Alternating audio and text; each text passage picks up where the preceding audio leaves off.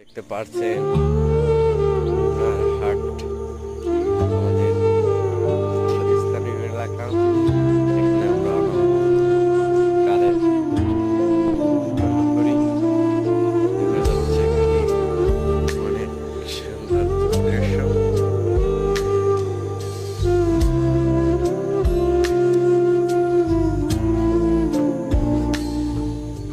আপনারা দেখতে পাচ্ছেন এখানে আমাদের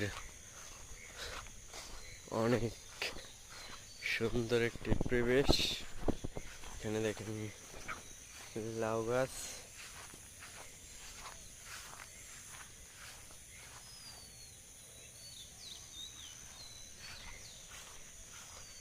দেখতে পাচ্ছেন চারপাশে আম গাছ দিয়ে ভরাট।